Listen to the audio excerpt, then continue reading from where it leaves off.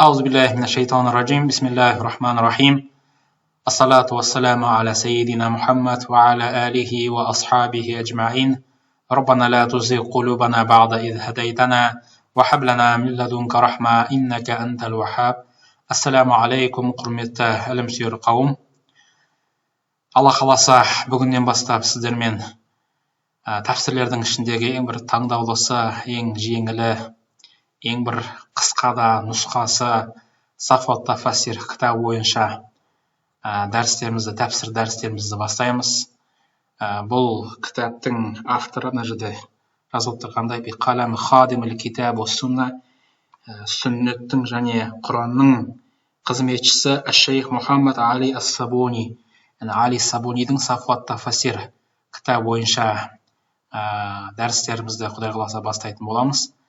Әлбетте, бұл кітаптың бір ерекшелігі осы атақты тәфсір кітаптарының ішіндегі ең бір жеңілін, ең бір қажеттісін жинап біздерге осы қысқаша Сафуат дегеніміз таңдаулы деген мағыналарды білдіреді. Тәфсірлердің ішінде ең бір таңдаулысы. Әрине, бұл біз тәфсірді толық бұл жерде әртүрлі бағытта тәфсірнесі бар, ол жерде түсіндірмелер бар.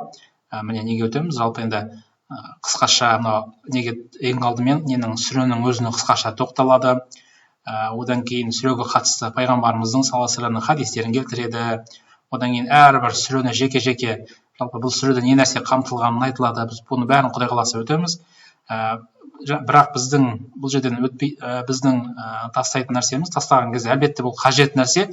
Бірақ дегенмен де енді көпшілік тыңдарман, көпшілік түсінікті болу үшін бұл тілдік мағыналарын, тілдік балаға деген несі бар. Осы тұстарын біз әзірше біз бұны тоқтата тұрамыз. Мүмкін Құдай қаласа келесі бір ендігі бір дәрістерімізде бұны бір аяқтап шыққан жағдайдың өзінде бір қайтадан бұны әрине қайтадан оқыған жағдайда осы нәрсені қосатын боламыз. Әзірге енді ұзақ болып кетпес үшін осы тілдік тұстарын біз тастадық. Біз тек қана мынау тәфсіріне, негізгі осы тәфсіріне мән береміз. Жалпы бұл енді тек қана уағыз тыңдаушыларға ғана емес, сонымен қатар ілім үйренуші медресе студенттеріне де бұл пайдалы болады деген ойдамын. Әрбір осы арабшасын аударып отырып сіздерге Құдай қаласа иншалла жеткіземіз. Бүгін сонымен міне жоғарыда көрініп тұрсыздар, сурат Ал-Фатиха, сурат Ал-Фатиха деп жазылып тұр. Фатиха сүресі. Сіздерге барлық экран көріну үшін сәл осылай кішірейтеміз. Бірінші Мәккия ва аятуха саба. Меккелік деп тұр. Меккеде түскен, аятуха, оның аяты ха дегеніміз. Бұл сүренің аяты саба. Яғни саба 7 аяттан тұрады. Ең бірінші бұл жерде Аузу биллахи минаш шайтанир раджим деген бұл әрбір Құранды бастаған кезде оқылатын жаңағыдай мағынасы Алладан дейді, қуылған шайтанның азғыруынан Алладан сыйынамын деген сөз. Осы сөздің тәфсіріне бірінші тоқталып өтейік. Тәфсирул истиаза. Истиаза дегеніміз жаңағыдай Аузу биллахи минаш шайтанир раджим деген сөздің қысқаша несі истиаза деп аталады. Мысалы, бисмиллахир рахманир рахимде басмала десе, истиаза дегеніміз осы бүкіл аузу биллахи минаш шайтанир раджим деп айтып жатпай, истиаза дейді. Яғни қысқаша осыны истиаза дейді. Тәфсирул истиазати. Яғни истиазаның тәфсірі, түсіндірмесі. Ал-ма'на. Ал-ма'на. Сіздерге немен көрсетіп тұрмын. Астаджиру би жанабиллахи ва атасиму бихи мин шарри шайтанил аати ал-мутамаррид. Өтіріш сайын біз тоқтап отырамыз. Астаджиру. Мына жерде естеріңізде болсын, ис деген не болған кезде, етістіктің алдында бұл етістік, бұл бір нәрсені талап ету, бір нәрсені сұрау, көбінесе дұға түрінде. Яғни төмендегінің жоғарыдан сұрауы.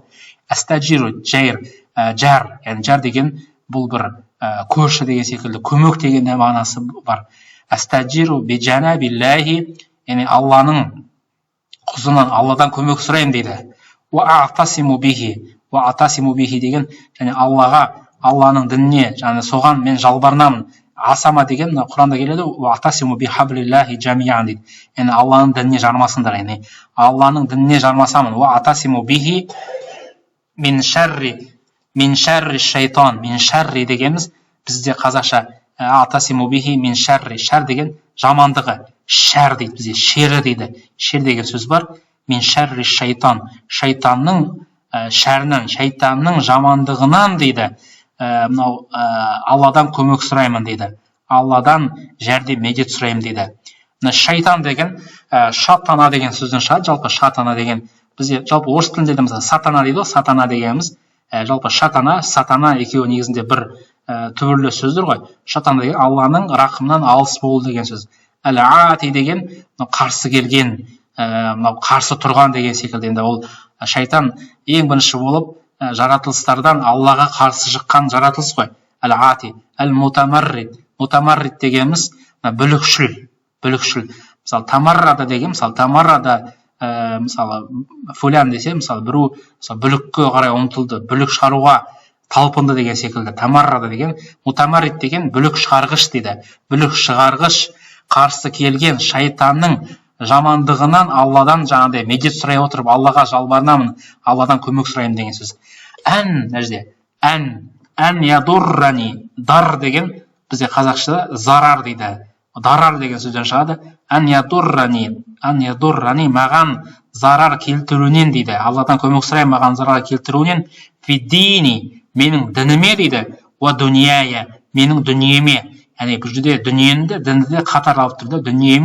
Дініме зиян тиюінен, зиян келтіруінен мен Аллаға сыйынамын деп басқа алғашқы сөйлемге қайтып жатыр. Ау ясуддани. Сад деген нәрсе бір нәрсеге тосқауыл болу, бір нәрсеге жаңағыдай шекара болу. Ән ясуддани маған тосқауыл болуына дейді. Яғни шайтанның тосқауыл болуына дейді. Ан фи'али. Қандай істен? Фи'ал деген нәрсе бір іс-әрекеттен. Мә умирту бихи. Яғни маған әмір етілген ісіме тосқауыл болуынан дейді. Яғни Аллах маған не нәрсені әмір етсе, соған тосқауыл болуынан мен Алладан көмек сұраймын деп жаңа басқа қайтып жатыр да. Уан ахтами бил халиқ. Ахтами деген химая, яғни жәрдем сұраймын, пана сұраймын. Химая деген нәрсе хама, мысалы, яғни бұл жерде мейірім бір қамқорын алу деген секілді. Бил халиқ. Халиқ деген жаратушыдан көмек сұраймын. Әс-сами, естуші дейді. Естуші жаратушыдан. Әл-алим, білуші дейді. Естуші, білуші жаратушыдан көмек сұраймын дейді. Мин хамазихи деген, хамаза деген нәрсе бір нәрсені сыбырлап, яғни біреу жоқта, біреудің артынан, біреуді ғайбаттау, біреуді жамандау секілді. Уәләмазихи дегеніміз ишаратпен, көзбен деген секілді. Негіз жалпы бір мағыналы сөздер негізінде. Хамаз деген нәрсе біреудің артынан сөз айтатын болса, ләмаз деген мысалы ол жаңағыдай ишаратпен, көзбен, мысалы бойы кішкентай деген секілді жаңағы көзбен ишарат ету. Уәләмазихи, яғни ләмазихи, яғни хамазихи, ләмазихи деп отыр ғой, яғни шайтанның осындай нелеріне, жаман әрекеттерінен дейді. Уасуасихи, уасуас деген нәрсе сыбырлауынан, яғни шайтанның сыбырлауынан көмек сұрайын дейді. Фаинна шайтан, шын мәнінде шайтан дейді. Ла якуффу анил инсан иллаллаху раббул аламин дейді. Яғни шайтанға тосқауыл болатын, шайтанның азғыруына шекара болатын, немесе тоқтау салатын тек қана Алла дейді. Фаинна шайтан ла якуффу деген нәрсе, оны ешкім тоқтата алмайды дейді. Анил инсан, адамнан дейді, тек қана Алла дейді. Әлемдердің Раббы Алла дейді. Анин Наби саллаллаху алейхи вассалам, пайғамбарымыздан саллаллаху алейхи вассалам жеткен хадис, аннаху кана ида қама минал-лейли, түнгі нәпіл намаздарға тұрған кезде дейді, қама минал-лейли, түнде тұрған кезде истафтаха деген нәрсе, салатаху, намазын бастайтын дейді. Не нәрседен? Бит такбир, такбир алды. Аллаху акбар деп. Сумма яқулу, сосын айтады дейді. Аузу биллахи самиил алим, естуші, білуші, Алладан көмек сұраймын дейді. Мина шайтан раджим, қуылған шайтанның азғыруынан дейді.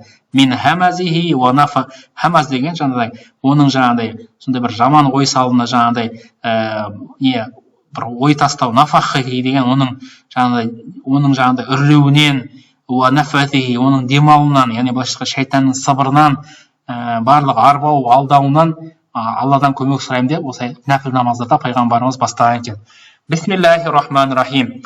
Тәфсір, яғни бисмилля сөзінің тәфсірі. Тәфсирул басмалати мағынасы абдау, бастаймын дейді. Битасмиятилля, Алланың атымен, тасмия деген нәрсе есімімен, тасмиятилля ва зикрихи, және оны зікір етіп, оны еске алып бастаймын дейді. Қабла күллі шайин, барлық ісімнен бұрын дейді. Мустаина деген көмек сұрай отырып, яғни жәрдем ала отырып, бихи, одан дейді, жәлла ва аля, яғни ұлық болған Алладан жәрдем ала отырып, фи джамии умури, барлық істеріме дейді. Қандай да бір істі бастасам, бисмилля деп Алланың атын атып бастаймын дейді. Талибан минху, талап етіп дейді, минху одан дейді, вахтаху, жалғыз одан дейді. Аун деген көмек, яғни жалғыз одан ғана көмекті талап етем дейді. Фа инна раббул ма'буд, өйткені дейді мынау Раббымыз Алла дейді, зүл фадл, фазилеттің, үлкен бір дәреженің, зу деген иесі дейді. Уәл-джуд, ол өте бір жомарттылықтың иесі дейді. Жомарттылықтың иесі дейді. Уаси'ур-рахма деген, рахма деген мейірімділік, уаси' деген өте кең мейірімді дейді, өте аса мейірімді. Уаси' деген нәрсе өте кең деген. Кафирут тафаддул деген нәрсе өте тафаддала деген нәрсе бір нәрсені беру, жаңағыдай бір өте бір ерекше жомарт деген секілді. Ва ихсан, жақсылықтың, ерекше жақсылықтардың иесі дейді. Аллази васи'ат рахматуху, оның рахымы, оның мейірімділігі күллі шайын, бүкіл жаратылысты қамтиды дейді. Яғни оның мейірімі қамтылмаған нәрсе жоқ дейді. Ва амма фадлуху жами'ана, бүкіл жаратылысты оның фазилеті, оның жақсылығы, оның ерекше мәртебесі, оның мейірімділігі барлық нәрсені қамтиды. Амма деген нәрсе қамту деген сөз. Танбих, ескерту. Бисмиллахир-рахманир-рахим. Ифтатахаллаху бихадихил ая, бұл аятпен бастаған дейді. Суратул Фатиха, Фатиха сүресін бұл аятпен бастаған дейді. Ва куллу сура мин суарил Құран, яғни барлық сүрелер дейді. Барлық сүрелерді осы аятпен бастаған дейді. Маада сураты Тауба, Тауба сүресінен басқа дейді, басқа сүрелердің баршасын осы бисмилля сөзімен бастайды дейді. Лиюршидал муслимина, мұсылмандарды бағыттау үшін, иля ан ябдау а'малухум, әрбір істерін бастауды бір үйретіп жатыр да. Лиюршида деген нәрсе біз бағыттап жатыр. Уақуалухум, қандай да бір істі бастаса, қандай да бір сөз бастаған кезде бисмиллахир-рахманир-рахим деп бастауды Алла Тағала біздерге үйретіп жатыр дейді. Илтимасан деген нәрсе бір нәрсені үміт етіп, лимаунатихи ва тауфиқихи, оның тауфиқы, оның яғни Алланың жәрдемін, Алланың көмегін үміт ете отырып дейді. Яғни қандай да бір істі бастаған кезде осы бисмилляны айтып Алланың көмегін үміт етеміз дейді. Мұхалифатан деген қарама-қайшы әрекет жасаймыз дейді. Лилвасаниин дейді. Лилвасаниин пұтқа табынушыларға. Аллазина ябдауна амалухум, олар дейді істерін дейді. Би асмаи алихатихим, жаңағыдай өздерінің пұттарының аттарын атап бастайтын пұтқа табынушыларға қарама-қайшы әрекет жасай отырып дейді. Ватауағитихим деген табынған нәрселерін. Фаяқулуна бисмиллах, яғни ләт болсын, ау бисмил узза, ау бисмил шаб, ау бисмил хабал, яғни хабал деген шаб, узза, ләт деген пұттарына бастайтын жаңағыдай пұтқа табынушылардың әрекеттеріне қарама-қайшы дейді. Яғни қандай да бір әрекетті бастайтын болса мұсылман адам, яғни ол әрекетін бисмиллямен бастайды дейді. Инна Аллаха та'ала закараху ва тақаддасат асмауху. Инна Аллаха та'ала закараху. Қала Табари деген мына жерде Жарир Табари, атақты тәфсір ғалымы айтады дейді. Инна Аллах, шын мәнінде Алла Тағала закараху ва тақаддасат асмауху, яғни Алла Тағала бұл нәрсені зікір етті дейді. Әддаба набияху Мұхаммад, пайғамбарымызды саллаллаху алейхи вассаламды осы нәрсеге әдептендірді, осы нәрсеге үйретті дейді. Ва би ta'limihi закара асмаихи ал-хусна амама жами афалихи. Яғни асмаи хусна деген Рахман, Рахим есімдерін барлық істен бұрын бастау керектігін осы пайғамбарымызға әдеп ретінде Алла Тағаланың өзі үйреткен дейді. Ва жа'ала залика жами халқихи суннатан ястаннуна биха дейді. Яғни және де басқа жаратылыстарына, барша мақлуқтарына, яғни адамзатқа, яғни осы сүннет ретінде, яғни осы нәрсені қалдырды дейді. Осы нәрсені біздерге міндет деп қойды. Яғни уасабилан яттабиуна алейха, сондай бір жол жасады, бізге жол етіп бекітті, яттабиуна алейха, яғни сол нәрсеге еретін, сол нәрсемен жүретін. Фақаулул қайл бисмиллахи рахмани рахим иза фтатаха талиян сурата юнаббиху ан анна мурадаху, яғни бұл жерде бисмиллахи рахмани рахим деген сөздің мағынасы aqra'u бисмиллахи ва кадалика сайр афал, яғни осы ісімді бисмилла сөзімен бастаймын, айтып, яғни барлық істерімді, әрекеттерімді осы бисмилла сөзімен бастаймын деген сөз. Енді негізгі тәфсіріне көшейік. Бұл енді кіріспе, Фатиха сүресіне кіріспе тәфсірі суратул Фатиха. Бисмиллахи рахмани рахим. Алхамдулиллахи роббил аламин, ар-рахмани рахим, малики яумиддин, ияка на'буду ва ияка настаин. اهدنا الصراط المستقيم صراط الذين أنعمت عليهم غير المغضوب عليهم ولا الضالين. بين يدي السورة, яғни сүренің қамтитын жалпы сүре жайында бір мәлімет деген секілді. Хадихи сура әл-карима, бұл атақты, бұл керемет сүре дейді, мәккия дейді, меккелік сүре дейді. Аятуха саб'ун бил иджма дейді. Аят саны 7 дейді. Бил-иджма дегеніміз барлық ғалымдардың пікірінше, көпшілік ғалымдардың пікірінше. Туссаммал фатиха, фатиха деп аталады дейді. Лифтитахил китабил азиз, бұл ұлық кітапты осы аятпен, осы сүремен бастаған себепті фатиха деп аталған дейді. Биха дейді. Хайсу иннаха аувал Құран фит тәртип дейді. Өйткені бұл Құранның ең алғашқысы дейді. Тәртіп бойынша, рет бойынша дейді. Ла фин нузул дейді. Бірақ түсу бойынша емес, тәртіп бойынша, рет бойынша ең алғашқы сүре дейді. Вахия аля қасриха, ол қысқа болғанымен дейді. Ва уджазатиха, өте бір ықшамды болғанымен дейді. Қад хауат маани ал-Құран ал-азим, Құрандағы барлық негізгі жалпы мағынаны қамтылған дейді. Ваштамалат ал-мақасидихи ал-асасия бил-иджмал дейді. Және осы Құранның негізгі мақсатын осы қамтиды дейді. Осы қысқа сүре дейді. Фахия татанауал усулуддин, дін негіздерін қамтиды дейді. Фурууху, және діннің тармақтарын қамтиды дейді. Ва татанауал ақида вал ибада, бұл жерде бұл сүреде ақида, сенім ілімін, вал ибада, құлшылықты, ва ташриғ, шариғатты, вал иғтиқад би яумил ахир, ақирет күніне иман келтіруді, вал иман би сифатиллахил хусна, және Алланың көркем сипаттарына иман келтіру, ва ифрадихи бил ибада вал истиана ва дуа, және де тек қана ол Аллаға ғана құлшылықтың бағытталатыны, Алладан ғана көмек сұралатын, және Аллаға ғана дұғамыздың бағытталатыны осы Құран, осы сүре біздерге үйретеді дейді. وَتَوَجُّهِ إِلَيْهِ جَلَّ وَعَلَى بِطَلَبِ الْهِدَايَةِ إِلَى الدِّينِ الْحَقِّ, және де біз баршамызды осы сүреде дейді, Алла тек қана хидаяттың тура жолды тек қана Алладан сұрау керектігін осы сүреде біздерге үйретеді дейді. إِلَى الدِّينِ الْحَقِّ, яғни ақиқат дінге дейді. وَالصِّرَاطِ الْمُسْتَقِيمِ, және біз тура жолға, жаңағыдай осы сүреде бізді тура жолды сұрауды үйретеді дейді.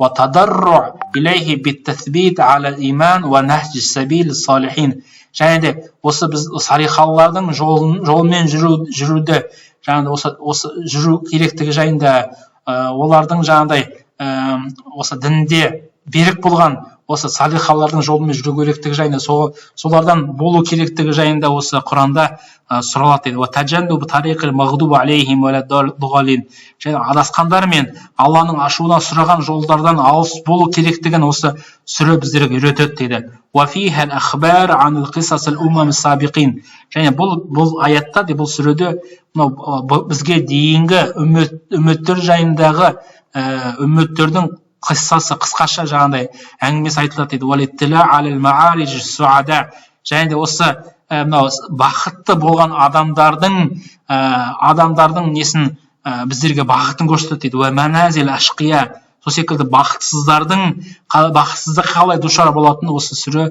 біздерге баян етеді дейді. وَفِيهَا تَعَبُّدْ بِأَمْرِ اللَّهِ, және ол Алланың әміріне деген бойұсынушылық, субханаху ва нахи, және Алланың әміріне, Алланың тыйымдарына деген бой ұсушылықты осы Құран аятында, Құран сүресінде, осы Фатиха сүресінде баян етті. Иля гайри ма хуналика минал мақасид ва арат ва ахдаб. Басқа да маңызды болған осы мақсаттарда осы Құран осы сүреде біздерге жеткізіледі. Фахия кал бинисба ли бақият сүреді. Фахия дейді, ол дейді кал ана секілді дейді. Бинисба ли бақият сүр. Басқа сүрелердің қасында бұл сүрелердің бір анасы секілді дейді. Валихаза тусама, сол себепті оған аталып дейді уммул китаб, кітаптың Құранның анасы деп те бұл аят аталады. Лианнаха жамаат мақасидихи аласаса, өйткені бұл негізгі болған мақсаттарды, негізгі болған осы діндегі негізгі бағыттарды осы сүреде жинаған дейді. Енді фадлуха, оның фазилеті, оның артықшылығы. Рауа имам Ахмад фи муснадихи, Ахмад ибн Ахмад өзінің муснад кітапта жинағанда былай дейді: Анна Убай ибн Кааб деген сахаба қара аля наби саллаллаху алейхи вассалам умул Құра, фақала Расулуллах саллаллаху алейхи вассалам, қара алейя наби, маған пайғамбарымыз саллаллаху алейхи вассалам умул Құра, Құранның анасын, яғни Фатиха сүресін оқып берді дейді. Фақала дейді, және айтты дейді Расулуллах, пайғамбарымыз айтты дейді: Валлази нафси биядихи, жаным құзырында болған Алламен ант етейін дейді. Ма унзила фит таурат валя фил инжил, инжилде де, тауратта да, валя фит забур, забурда да, валя фил фурқан, және Құранда да бұл мислуха дейді. Бұл аят секілді, бұл сүре секілді сүре түспеді дейді. Фахия сабуал масани, бұл міне 7 дұға дейді. 7 дұға деп аталады. Бұл осы Фатиха сүресі дейді. Вал Құран азим аллази утитуху дейді. Осы міне Құран азим, ұлық болған Құран дейді. Аллази утитуху, маған берілген, маған осы түсірілген Құран дейді. Яғни Құранның ішіндегі дейді осы 7 аяттан асқан ешқандай сүре жоқ дейді. Фахадал хадис шариф юширу иля анна қаулуху та'ала фи суратул хаджар, яғни бұл осы жайында Құранда осы хадисті Алла Тағаланың мынау Хиджр сүресіндегі аяты бұған қуаттай түседі дейді. Валақад атайна саб'ан минал маthani вал Құр'анил азим. Шын мәнінде біз саған 7 мынау дұғаны, 7 осы Фатиха сүресін біз саған түсірдік дейді. Яғни Құранды түсірдік деп. Яғни Алла Тағала осы неге Хиджр сүресінде баян еткен. Екінші мынау пайғамбарымыздың хадисінде, Бұхари хадисте жинағанда келеді. Фи хадис анна наби саллаллаху алейхи вассалам қала ли Аби Саид ибн Муалла айтты: ла уаллиманнака, саған бір нәрсені үйретейін дейді, суратын, бір сүрені үйретейін. Ия аъзаму сура, сүрелердің ішіндегі ең бір абзалы, ең бір ұлығы. Альхамдулиллахи раббил аламин деп сүрені оққан. Фихия сабуал масани вал Құранил азим аллази утитуху. Яғни осы маған түсірілген Құран дейді. Осы және осы 7 аят дейді, 7 дұға деп. Яғни осы Фатиха сүресін оқып берген екен. Тасмия, аталуы, тусамма аль-Фатиха, атаулары, осы Фатиха сүресінің атаулары. Фатиха деп тұтылған, уа умул китаб, кітаптардың Құранның анасы деп тұтылған, уа саба аль-масани, және 7 дұға деп тұтылған, яғни шафи деп тұтылған, уафи деп тұтылған, қамтылған, аль-кафи деп жеткілікті деген секілді, уал асас, негізгі деп тұтылған, уал хамд, яғни аль-хамд деп басылған себептен уал хамд деп тұтылған. Қад аддадаха аль-алламатул Қуртуби, Аллах ғалым Қуртуби, тәфсір ғалымы. Вазакар анна али хази сура 12 исман, 12 есім бар деп атаған. Енді бұл жерде тілдік несіне біз тоқталмаймыз. Қазір біз бірден тәфсіріне көшеміз. Құдай қаласа, ат-тафсир алламана аль-бари джалла ва аля, Алла Тағала, ұлық болған Алла Тағала, аля кайфа янбағи ан нахмадаху, яғни өзін қалай біз мадақ қылудың жолын Алла Тағала өзі біздерге үйреткен дейді. Ва нуқаддисаху, оны ұлықтаудың, ва нусни алейхи дейді. Оған біздің дұға тілектерімізді, оған мадақ айтуымызды, қалай мадақ айту керектігін хуа ахлуху дейді. Яғни ол оған әбден лайық дейді. Фақал алхамдулиллахи раббил аламин. Алхамдулиллахи раббил аламин. Бұл мағынасы не? Қулу, айтыңдар дейді. Я ибади, о құлдарым дейді. Ида араттум шукри, егер маған шүкір еткілерің келсе, уассанай, маған бір мадақ айтқыларың келсе, алхамдулиллахи деп айтыңдар дейді. Егер қандай да бір істе маған бір мадақ айтқанды қаласаңдар, маған құлдарым шүкір айтыңдар дейді. Алхамдулиллахи раббил аламин деп айтыңдар дейді. Яғни бұның өзі бір дұға болып саналады, зікір болып саналады. Уашкуруни, маған шүкір етіңдер дейді. Аля ихсани, сендерге берген жақсылығыма шүкір етіңдер дейді. ва джамили илейкум, сендерге жасаған жақсылығыма, яғни сондай бір сендерге жасаған бір жақсылығыма, джамил деген нәрсе бір әдемілік, яғни сендердің осы өмірлеріңді, сендердің жаңағыдай ғұмырларыңды бір сондай бір келісті қылғаныма, мен дейді алла дейді, ұлықтық иесім дейді, мәжд деген атақтықтың иесін, және баршаның, суут деген нәрсе сайт деген сөзден шығады, яғни барлық нәрсенің жаңа басшылықтың иесім дейді, және жаратқанда жеке дара, яғни жарату ол жеке дара мен үшін дейді, яғни жаратушы жалғыз мен ғана жаратам дейді, және мен ғана әр нәрсені бар етем дейді, раббул инс, бүкіл адамның, жындардың раббысымын дейді, мәләика және періштелердің дейді, және аспандағылар мен жердегілердің раббысымын, жаратушымын дейді. Аллаға деген біздің мадағымыз, шүкіріміз лиллахи роббил аламин, әлемдердің раббысы Аллаға дейді. Дуна ма юъбаду мин дунихи, одан басқа еш нәрсеге құлшылық қылынбайды дейді. Ар-рахман рахим, яғни ар-рахман, рахымды және мейірімді. Әй әлләзи васиат рахматуху, яғни оның рахымы, оның мейірімі дейді, күллу шай, бүкіл нәрсені қамтыған дейді. Адамнан бастап жан жануар, құрт құмырсқа, өсімдіктерге шейін, яғни бір үйлесімдікті көреміз, оның баршасы Алланың рақымының бір белгісі. Және барша жаратылысқа оның фазилеті, оның абыройы, оның жаңағыдай кереметтігі барлық нәрсені қамтиды дейді.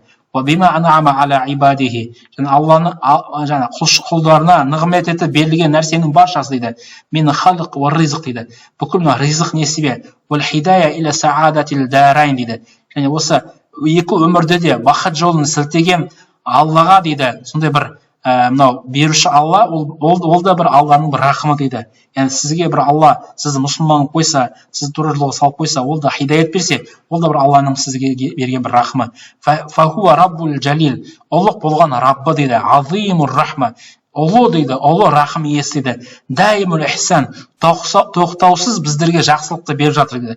Біздің әрбір жұтқан ауамыз, әрбір өмір сүрген мысалы секундтарымыз ол Алланың біздерге берген рахымы. Малики яумиддин, қиямет күннің иесі. Әй хуа субханаху вал-малик лил-жаза вал-ихсан вал-хисаб. Бүкіл жазаны беруші, есеп алушы, ол тек қана ол нәрсеге иелік ететін тек қана Алла дейді. Бұл фәни өмірде мүмкін біреулер атақ абырой асқан, уақытша жаңағыдай байлығы асқан біреулер осы есепті, осы бір жазадан құтылуы мүмкін, бірақ қиямет күні жазаны беруші тек қана Алла ғана.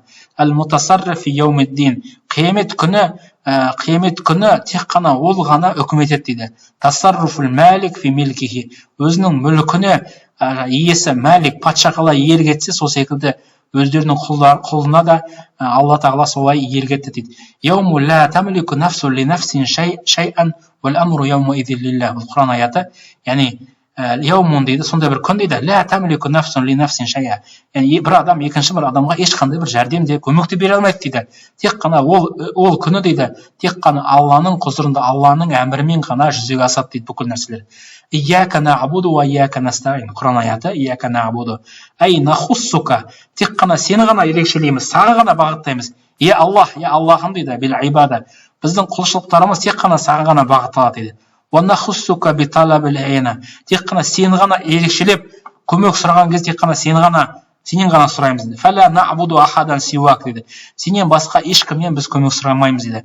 Ләка вахдака назулу, тек қана саған ғана біз назулу деген нәрсе бас иеміз, итағат етеміз дейді. Уанахтаға деген нәрсе жаңағыдай итағат ету. Уанастакину уанахша, сенен ғана қорқамыз, саған ғана біз бүкіл құлшылықтарымыз бағыттаймыз. Уайяка раббуна настаину, тек қана сенен ғана көмек сұраймыз. Аля таатика ва мардатика, яғни сенің тағаттылығың, саған тағат ете отырып, сенің ризашылығыңды үміт ете отырып, сенен ғана біз көмек сұраймыз. Фа иннака, шын мәнінде әл-мустахиқ ликулли ижлал ва таазим, бүкіл ұлықтылыққа, бүкіл жаңағыдай жоғарыға лайықты тек қана сен ғана дейді. ولا يملك القدرة على عوننا أحد سواك дейді. Бізге көмек беру құдіреті дейді, ешкімге берілмеген дейді, тек қана саған ғана берілген дейді. ихдина сиратал мустақим, бізді тура жолға сала көр. Ей дәлна уаршидна я раббал аламин, я рабба, я алла раббым дейді, біздерді бағыттай көр дейді. Иля тарихикал хақ, ақиқат болған жолыңа бізді бағыттай көр дейді. Диникал мустақим, тура дініңе дейді, тура дініңе дейді. Уассаббитна, және бізді сол жолда бекем ете көр дейді. Ал-ислам, сол ислами жолда, аллади баъатта бихи анбияка, сол пайғамбарларың жіберген, расулдарың жіберген, ва арсалта бихи хатимал мурсалин, пайғамбарлардың ішіндегі ең бір соңғысы хатым пайғамбарын жіберген, яғни соңғы пайғамбарлардың мөрін жіберген Мұхаммед пайғамбардың әкелген дініне дейді, бізді бекем ете көр дейді. Ва жаална мимман салака тариқал муқаррабин, және саған жақын болған адамдардың жолымен бізді жүргізіп көр дейді. Сиратал ладина ан'амта алейхим, сол нығметке бөленгендердің жолы депті. Әйе, тариқ мен тафаддалта алейхим бил жуд вал ин'ам, сенің бір нығметің, сенің бір жомарттығың, сенің ерекше мейірімділігің төгілген адамдардың дейді, яғни пайғамбарлардың, минан набиина уас-сиддиқина, шыншылдардың, ва шухада, шахидтердің, салихин дейді, салихалардың, яғни ва хасуна улайка рафиқа, сондай қандай керемет дейді, олармен сұхбат болған, яғни осылардың жолымен біздерді Алла тағала жүргізе көр дейді. Осы адамдарға сен ерекше бір нығметіңді бөледің ғой дейді, бізге де сол нығметіңді бөле көр дейді.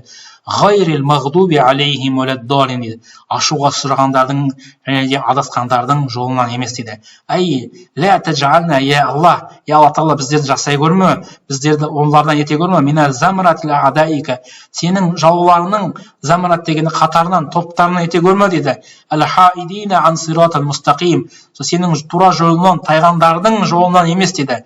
Әсәликина ғайрал манхажил қауим, тура жолдан тайғандар дейді, тура жолмен жүрмегендердің жолмен жүргізе көрме дейді.